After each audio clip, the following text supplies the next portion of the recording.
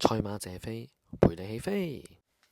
Hello，大家好，我係謝飛啊。嚟到呢度2026年4月18號星期六嘅晚上啊，咁啊預備錄呢個4月19號星期日田草私家衫同埋泥地嘅賽事，咁總共都有11場啊。咁啊都好好彩啦，咁可以回顧翻上一次嗰個情況先。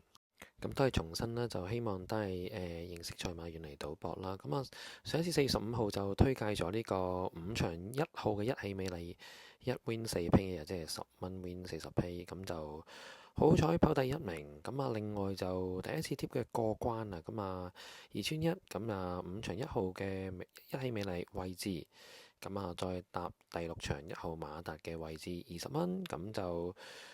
咁啊，好好彩啦！咁原本得返7蚊，都諗住可能淨係俾心水咧。咁啊，兩個都中晒，咁啊，回復返呢個217.1啊。咁啊，辛辛苦苦咧，咁啊，咁呢200蚊就有17.1剩啊。咁都係嗰句啦。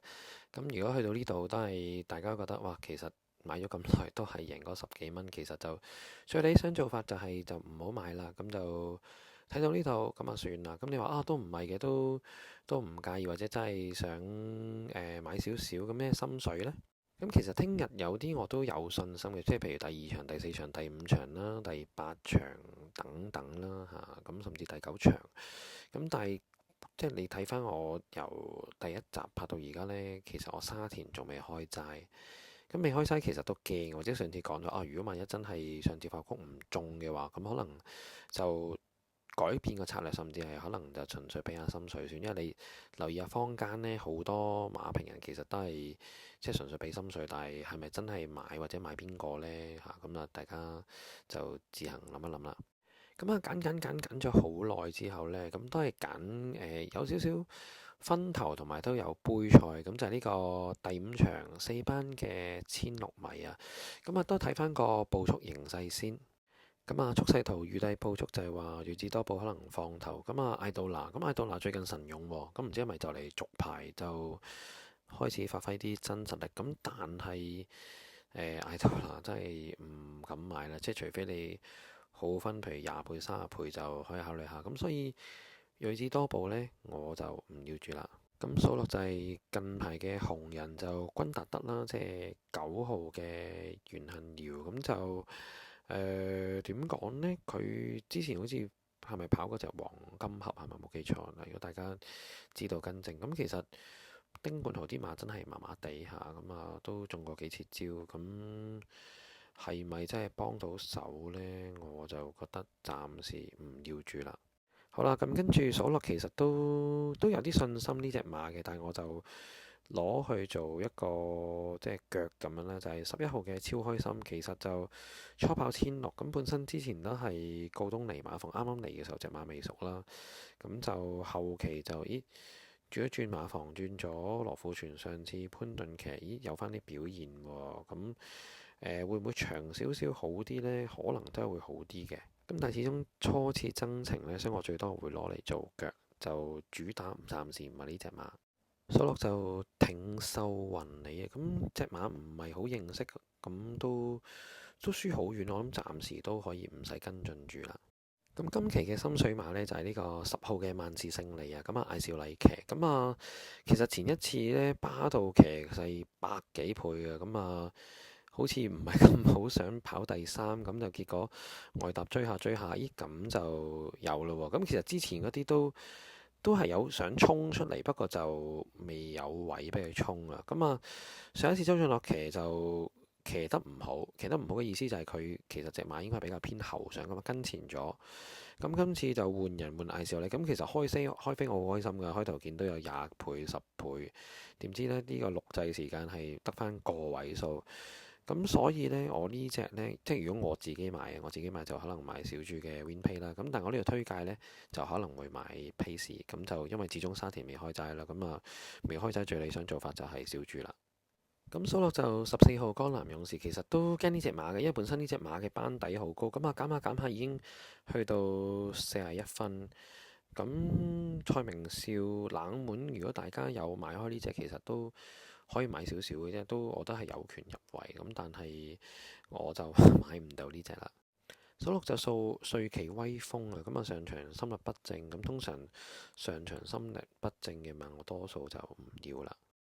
咁眾星都可以考慮嘅，即係究竟係佢唔要萬事勝利啊，定係即係換呢？咁啊，周俊樂咁本身其實都係有啲後上力嘅，咁但係佢有泥地又唔試下咁試呢場，咁但係都係嗰句買唔到咁多隻，所以呢隻我暫時都係放低。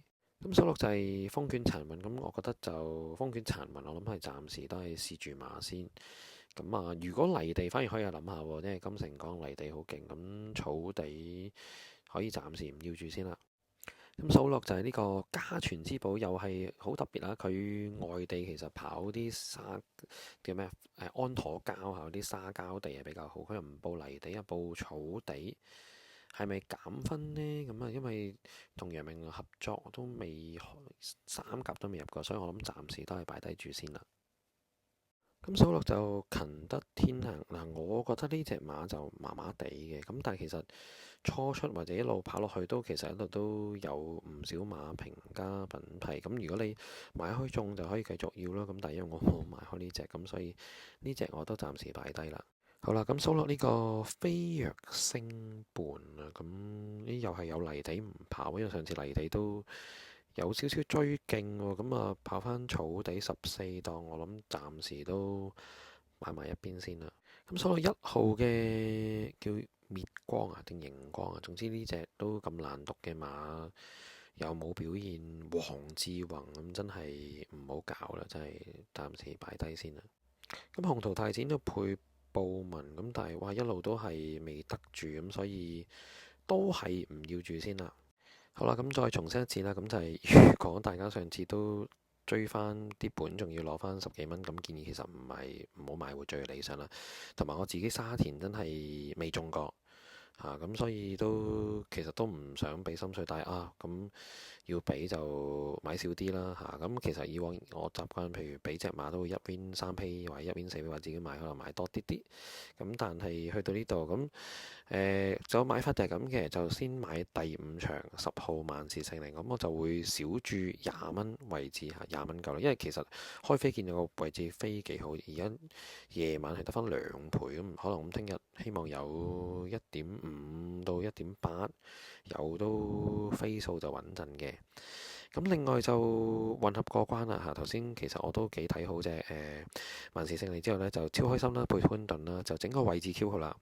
然後混合過關就揀咗好耐啦，會唔會係第8場8號嘅電源之區配蔡明紹？咁其實隻馬一路都上到嚟嘅，但係就成日啲際遇爭少少咁啊。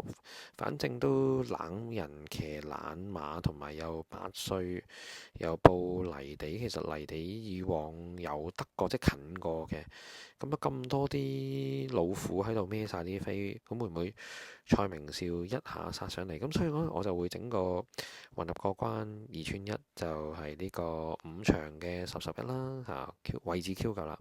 咁啊再搭呢個2串1，就8場8號嘅電源之區。咁啊去到呢度都多咗啲 view 數啦，即係平均都有200啦。咁啊希望再多啲人睇，咁亦都希望大家可以留言訂閱啦，同埋就分享呢條影片啦。咁就希望可以短期嘅話，由而家20幾嘅訂閱，希望可以突破30先啦。咁啊，未來就希望可以做有1000個訂閱嘅情況下，就未來有機會呢，就可以同大家做下直播嘅。咁啊，去到呢度暫時咁多先啦。嗰句啦，做呢個頻道目的都希望大家係認識賽馬，遠離賭博，咁就可以嘅話呢，就盡量唔好參與啦。咁啊，我哋下一次再見大家。